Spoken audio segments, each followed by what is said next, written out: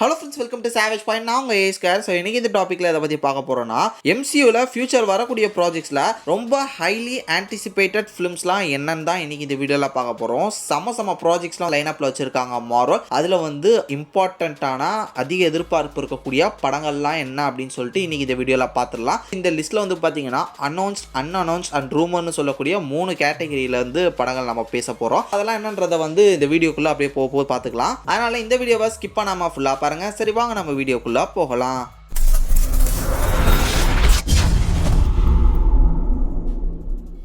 ஒன்பதாவதாக இருக்கிறது லோக்கியை பேஸ் பண்ணி season 1 season 2 வந்து பார்த்தீங்கன்னா 2 சீரிஸ் வந்துருச்சு. இப்போ அந்த சீசன் 2ஓட எண்டில் வந்து பார்த்தீங்கன்னா லோக்கி தான் பவர்ஃபுல்லான ஒரு கேரக்டராக எம்சி வேர்ல்டை பொறுத்தவரையும் இப்போ தான் அவர் வந்து பார்த்தீங்கன்னா ஒரு காட் லெவலில் வந்து காமிச்சிருக்காங்க. இப்போ வேற சீக்ரெட் வார்ஸ் வேற வரப்போகுது. ஸோ அப்படி பார்க்கும்போது டெஃபினட்டாக லோக்கிக்கு இன்னொரு ப்ராஜெக்ட் இருந்தால் கரெக்டாக இருக்கும். ஏன்னா சீக்ரெட் வார்ஸ்ன்றது ஒரு பெரிய ப்ராஜெக்ட். அதனால லோக்கிக்கு ஒரு ப்ராஜெக்ட் இருந்துச்சுன்னா இது கரெக்டாக இருக்கும். ஆக்சுவலாக மார்வலுக்குமே வந்து பார்த்தீங்கன்னா லோக்கியை பேஸ் பண்ணி இன்னொரு ப்ராஜெக்ட் எடுக்கிறதுக்கான ஐடியாலாம் இருக்குது. பட் இதை வந்து இன்னும் அவங்க அஃபிஷியலா அனௌன்ஸ் பண்ணல. மற்றபடி லோக்கிக்கு ஒரு ப்ராஜெக்ட் பண்ற ஐடியால தான் இருக்காங்க. அது என்ன ஏதுன்றதை கூடிய சீக்கிரம் அவங்க அனௌன்ஸ் பண்ணா நல்லா இருக்கும். லிஸ்ட்டில் 8ஆவதாக இருக்கிறது தண்டர்போல்ட். ஸோ இந்த ப்ராஜெக்ட் வந்து கிட்டத்தட்ட ரெடி ஆயிடுச்சு. ரிலீஸ்க்கு வந்து இப்போ போஸ்ட் ப்ரொடக்ஷனுக்குலாம் வந்து போயிட்டு இருக்கு. அடுத்த வருஷம் இந்த படம் வந்து ரிலீஸ் ஆக போகுது. ஸோ இதன் காரணமாக டெஃபினட்டாக இந்த படம் வந்து ஒரு ஹைலி ஆன்டிசிபேட்டட் ஃபிலிமாக இருக்குது. ஏன்னா இதில் பல கேரக்டர்ஸ், முக்கியமான கேரக்டர்ஸ் வர போகிறாங்க. இதில் இருக்கக்கூடிய எல்லாருமே வந்து பார்த்தீங்கன்னா ஒரு விதத்தில் பவர்ஃபுல்லான மெம்பர்ஸ். இது மட்டும் இல்லாமல் ரெட் ஹல்க் வர போகிறாரு, சென்ட்ரியை கொண்டு வர போகிறாங்க. இது மாதிரியான பல விஷயங்கள் இந்த படத்தில் போயிட்டு இருக்கு. இதன் காரணமாக வந்து பார்த்தீங்கன்னா இந்த படம் மேலே அதிக எதிர்பார்ப்பு இப்போ ரீசெண்ட் டைம்ஸில் வந்து ஃபேன்ஸ் மத்தியில் வந்துகிட்டு இருக்கு. அடுத்து 7ஆவதாக இருக்க ப்ராஜெக்ட் வந்து பார்த்தீங்கன்னா Shang Chi 2. Already Shang Chi 1 the legend of 10 rings அந்த ஒரு ப்ராஜெக்ட் வந்து பார்த்தீங்கன்னா பயங்கரமான ஒரு ஹிட் அடிச்சிச்சு. ஏன்னா ஆஃப்டர் லாக்டவுனுக்கு அப்புறம் வந்து பார்த்தீங்கன்னா அப்படியே கொஞ்சம் கொஞ்சமாக மார்வலோட படங்கள் வந்துட்டு இருந்தது. அதில் வந்து எனக்கு தெரிஞ்சு ஃபர்ஸ்ட் பிளாக் விடோக்கு அப்புறம் ஷாங்ஷி தான் வந்ததுன்னு நினைக்கிறேன். ஒரு நல்ல ரெஸ்பான்ஸ், ப்ராப்பரான ஒரு ஆர்ஜின் ஃபிலிம். ஷாங்ஷிக்கு வந்து ஒரு நல்ல இன்ட்ரோ கொடுத்து அந்த கேரக்டர் மேலே வந்து பார்த்தீங்கன்னா ஒரு மரியாதை கொண்டு வந்துட்டாங்க. அதுக்குன்னு இப்போ ஒரு தனி ஃபேன் பேஸ் இருக்குது. ஸோ இதன் காரணமாக வந்து பார்த்தீங்கன்னா ஷாங்ஷிக்கு இன்னொரு படம் கொடுத்தா நல்லா இருக்கும் அப்படின்னு சொல்லிட்டு மார்வல்ட்டையும் ஒரு ஐடியா இருக்குது. அது அவங்க இன்னும் அஃபிஷியலாக அனௌன்ஸ் பண்ணல. பட் டெஃபினட்டாக ஷாங்ஷிக்கு வந்து பார்த்தீங்கன்னா இன்னொரு ப்ராஜெக்ட் இருக்குது. ஏன்னா நல்லா கலெக்ட் பண்ணியிருக்கு. போட்ட காசுக்கு மேலே எடுத்திருக்கின்ற காரணத்தினால டெஃபினட்டாக இதை வந்து வேஸ்ட் பண்ண வேணாம். இந்த கேரக்டர் பேஸ் பண்ணி இன்னொரு படம் கொடுக்கலாம் அப்படின்ற ஒரு ஐடியாவில் அவங்க இருக்காங்க. பட் அதை அவங்க இன்னும் அஃபிஷியலாக அனௌன்ஸ் பண்ணல. அது வந்து இந்த மல்டிவர்ஸ் சாகாவில் வந்து சொருகலாமா, அதாவது சீக்ரெட் வார்ஸ்க்கு முன்னாடி கொடுத்துடலாமா, இல்லை சீக்ரெட் வார்ஸ்க்கு அப்புறம் பார்த்துக்கலாமா அப்படின்னு சொல்லிட்டு வச்சிருக்காங்க போல. அதனால் அது கூடிய சீக்கிரம் மார்வலே அனௌன்ஸ் பண்ணுவாங்க.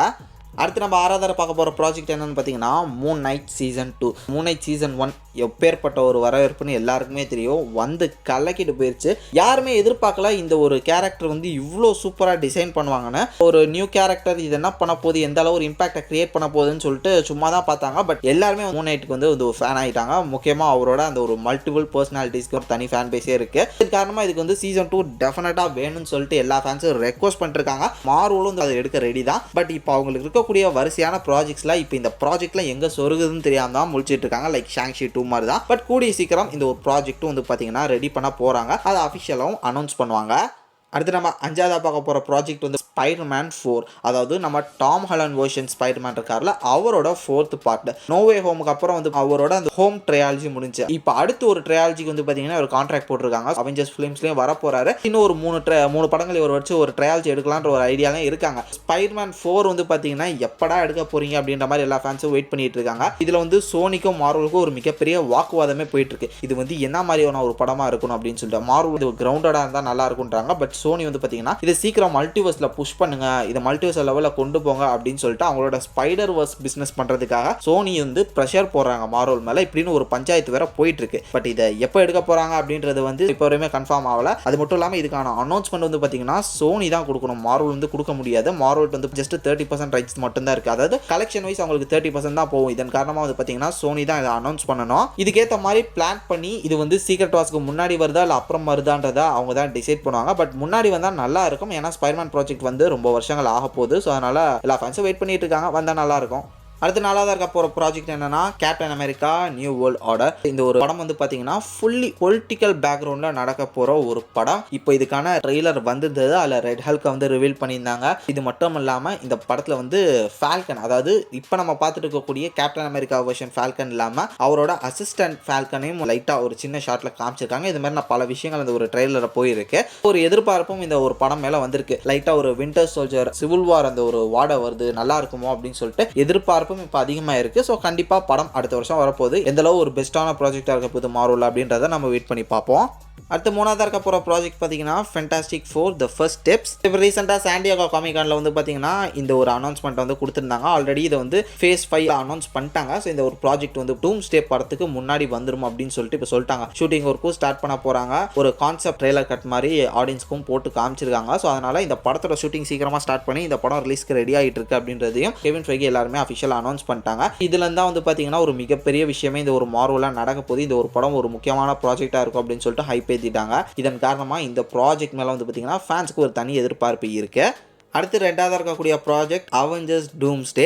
லிட்ரலி யாருமே இந்த ஒரு ப்ராஜெக்டை எதிர்பார்க்கல. இதுக்கு முன்னாடி கேங் டைனசிட்டி அப்படின்னு சொல்லக்கூடிய ஒரு ப்ராஜெக்ட் இருந்தது. அது வந்து அவெஞ்சர்ஸ்க்கு முன்னாடி வரக்கூடிய ஒரு படமாகவும் அதுக்கப்புறம் சீக்ரெட் வார்ஸாக இருக்க போகிறது அப்படின்ற மாதிரி சொல்லியிருந்தாங்க. பட் இப்போ அந்த அவெஞ்சர்ஸ் கேங் டைனசிட்டியே இல்லை. அதுக்கு பதிலாக தான் இதை ரீப்ளேஸ் பண்ணியிருக்காங்க. ஸோ ஏன் அப்படின்னு பார்த்தீங்கன்னா கேங் ஆக்டர் வந்து இப்போ நடிக்க முடியாது. அவர் மேலே வந்து கெட்ட பேர் இருக்குன்றனால ஃபயர் பண்ணிட்டாங்க. ஸோ இதன் காரணமாக வந்து மறுபடியும் த லெஜெண்ட் RDJவே கொண்டு வந்து ஒரு மிகப்பெரிய படத்தை இப்போ எடுக்க போகிறாங்க. ஸோ சீக்ரெட் வார்ஸ் வந்து பாத்தீங்கன்னா ஒரு மெயின் வில்லனா டூம் தான் வருவார். அதனால அந்த ஒரு கேரக்டர் வச்சு ஒரு படம். இது வந்து ஒரு இன்ஃபினிட்டி வார் மாதிரி. இதுக்கப்புறம் எண்ட் கேம் தான் வந்து பாத்தீங்கன்னா சீக்ரெட் வார்ஸா இருக்கலாம். இல்ல மேபி சீக்ரெட் வார்ஸ்டே வந்து பாத்தீங்கன்னா பார்ட் 1 பார்ட் 2 அப்படின்ற மாதிரி கூட எடுக்கலாம். ஃபியூச்சர்ல அதுக்கான பாசிபிலிட்டிஸ் எப்படி வேணா இருக்கலாம். நம்ம வெயிட் பண்ணி தான் பார்க்கணும்.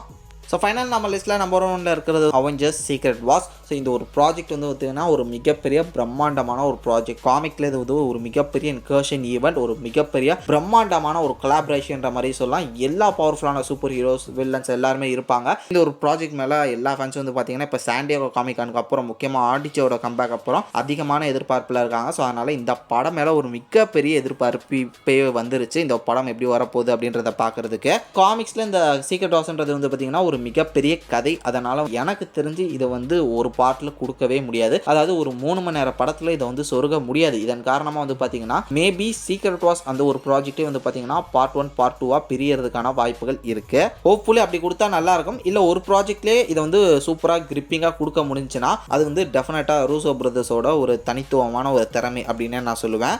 இப்போ அடுத்து ஃபைனல் செக்மெண்ட் வந்து ரூமர்ஸ் செக்மெண்ட். ஸோ இது full and fully still official சைட்லேருந்தும் வந்து பார்த்தீங்கன்னா அன்அனௌன்ஸ்ட் அந்த மாதிரியான எந்த ஒரு டாக்ஸ்லையும் இல்லை. இது டோட்டலி இன்சைடர்ஸ் அண்ட் ஃபேன்ஸ் மத்தியில் மட்டும்தான் இந்த ப்ராஜெக்ட் வந்து பேச்சுவார்த்தையில் இருக்குது. இப்படி இருக்கக்கூடிய இந்த ப்ராஜெக்ட்ஸ்லாம் வந்து பார்த்தீங்கன்னா ஒரு சில நேரங்களில் அஃபிஷியல் ஆயிருக்கு, ஒரு சில நேரங்களில் அஃபிஷியல் ஆகலை. அப்பேற்பட்ட ப்ராஜெக்ட்ஸ்லாம் என்னன்றதை பார்க்கலாம். மேபி இது வர வாய்ப்பு இருக்குது, வராமையும் போகலாம். அப்படிப்பட்ட ப்ராஜெக்ட்ஸ்லாம் என்னன்னு பார்க்கலாம். முக்கியமாக Spiderman project, Tobey or Andrew. So இவங்களை வச்சு அவங்களுக்கான ஒரு ப்ராஜெக்ட் மேபி 2 வருஷன்ல யாராவது ஒரு வருஷன் அதிக எதிர்பார்ப்பு இருக்கக்கூடிய ஒரு கேரக்டர் வச்சு ஒரு ப்ராஜெக்ட் பண்ணலாம் அப்படின்னு சொல்லக்கூடிய ஒரு ரூமர் போயிட்டு இருக்கு. ஆல்ரெடி அமேசிங் ஸ்பைடர்மேன் 3 வந்து அவருக்கு ஒரு ப்ராப்பர் ட்ரையாலஜி ஒன்று கொடுக்கலான் இருக்காங்க அப்படி இப்படின்னு சொல்லிட்டு நிறைய ரூமர்ஸ் இந்த மாதிரி வந்துட்டு இருந்தது. மேபி இந்த ப்ராஜெக்ட்ல ஏதாவது ஒன்று வர வாய்ப்பு இருக்கு சோனி மனசு வச்சா.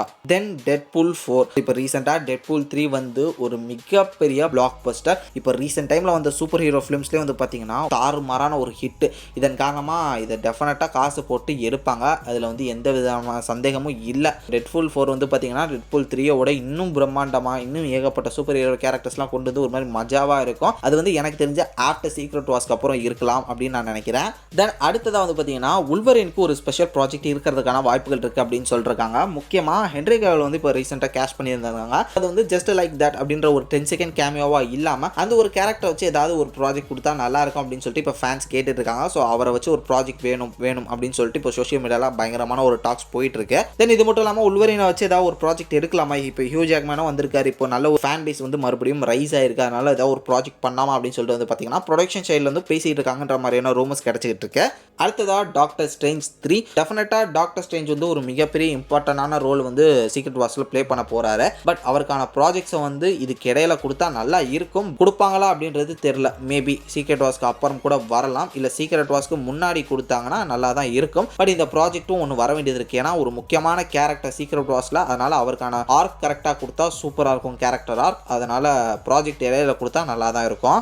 அடுத்ததாக இருக்கக்கூடிய ப்ராஜெக்ட் வந்து பார்த்தீங்கன்னா எக்ஸ்மேன் வந்து 20th Century Foxலேருந்து இப்போ டிஸ்னி கைக்கு வந்ததுக்கப்புறம் எக்ஸ்மேனை வச்சு நம்ம ப்ராஜெக்ட் பண்ணலாம் அப்படின்னு சொல்லிட்டு வந்து ப்ரொடக்ஷன் சைட்லேருந்தே ஒரு டாக்ஸ் போயிட்டு தான் இருக்கு. பட் அவங்க இப்போ லிட்டரலி இந்த சீக்ரெட் வார்ஸ் கலபுரத்தில் நம்ம இதை வந்து குழப்பிக்க வேணாம். மேபி ஒரு சில கேரக்டர்ஸ் வந்து நம்ம யூஸ் பண்ணிக்கலாம் படங்களை. பட் டோட்டலி சீக்ரெட் வார்ஸ்க்கு அப்புறம் வந்து பார்த்தீங்கன்னா இந்த எக்ஸ்மேன் ப்ராஜெக்ட்ஸை நம்ம நம்ம பண்ணிக்கலாம். இது எப்படி ஒரு மல்டிவர்சல் சாகாவோ அது மாதிரி இந்த ஒரு சாகாக்கு அப்புறம் மியூட்டன் சாகான்னு ஒன்று வச்சுக்கலாம். அதில் நம்ம எக்ஸ்மேன் ப்ராஜெக்ட்ஸ், அவெஞ்சர்ஸ் இது எல்லாத்தையுமே மிக்ஸ் பண்ணி அதை வந்து பார்த்துக்கலாம். இப்போ வந்து பண்ணுறதை கரெக்டாக பண்ணுவோம். இந்த சீக்ரெட் வார்ஸுக்கு முன்னாடி எதையும் போட்டு குழப்ப வேணாம், போகிறது நல்லா போட்டும் அப்படின்ற ஒரு முடிவில் இருக்காங்க. அதனால் கண்டிப்பாக எக்ஸ்மேன் ப்ராஜெக்ட் அதுக்கான தொடர்பான ப்ராஜெக்ட்ஸ்லாம் வந்து ஃபியூச்சர் ஃபேஸஸில் வரும் ஆஃப்டர் சீக்ரெட் வார்ஸ் அப்படின்னு சொல்லி பேசிகிட்டு இருக்காங்க. வெயிட் பண்ணி பார்ப்போம். ஓகே, அவ்வளோதான் ஃப்ரெண்ட்ஸ். இந்த லிஸ்டிங் வீடியோவில் நான் சொல்லியிருக்கக்கூடிய ப்ராஜெக்ட்ஸில் உங்களுக்கு ரொம்ப பிடிச்ச நீங்கள் எதிர்பார்க்குற ப்ராஜெக்ட்ஸ் என்னன்றதா மறக்காமல் கீழே கமெண்ட் செக்ஷனில் மென்ஷன் பண்ணுங்கள். அடுத்த ஒரு இன்ட்ரெஸ்டிங்கான வீடியோவில் நாளைக்கு வந்து மீட் பண்ணுறேன். அது வரைக்கும் tata bye bye, take care from A Square.